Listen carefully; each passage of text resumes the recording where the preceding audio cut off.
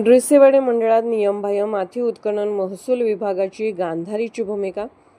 शिरोळ तालुक्यातील नृसिंहवाडी मंडळ अधिकाऱ्यांच्या अधिपत्याखाली नियमबाह्य माती उत्खनन सुरू असल्याचा गंभीर आरोप नागरिकातून होत आहे.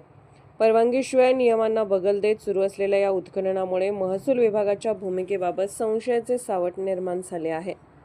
स्थानिकांकडून वारंवार तक्रारी दाखल करूनही ठोस कारवाई होत नसल्याने सर्वसामान्यांमध्ये तीव्र नाराजी पसरली आहे.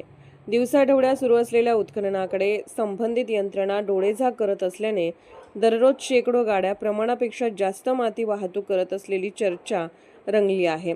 याबाबत महसूल विभागाने नेमकी कोणती पावले उचलली, किती पंचनामे झाले, किती दंड वसूल झाले याबाबत स्पष्टता नसल्याने नृसिंहवाडी मंडळ अधिकारी यांच्या कार्यशैलीवर प्रश्नचिन्ह उपस्थित होत आहे. नियमबाह्य उत्खननामुळे महसूल बुडत असून पर्यावरणालाही फटका बसत आहे. रस्त्याची दुरावस्था, धूळ प्रदूषण आणि अपघाताचा धोका वाढल्याची तक्रार नागरिकांनी केली आहे. तरीही कारवाई शून्य का, असा सवाल आता थेट प्रशासनालाच केला जात आहे. या प्रकरणामागे नेमके कोणाचे आशीर्वाद आहेत? तक्रारी असूनही कारवाई का टाळली जाते? संबंधित अधिकाऱ्यांची जबाबदारी निश्चित होणार का, असा अनेक प्रश्नांची उत्तरे प्रशासनाने तातडीने द्यावीत अशी मागणी जोर धरू लागली आहे. दरम्यान प्रांताधिकारी आणि जिल्हाधिकाऱ्यांनी या प्रकाराची दखल घेऊन स्वतंत्र चौकशी करून मंडळ अधिकाऱ्यांसह दोषींवर कडक कारवाई करावी अशी मागणी नागरिकातून होत आहे.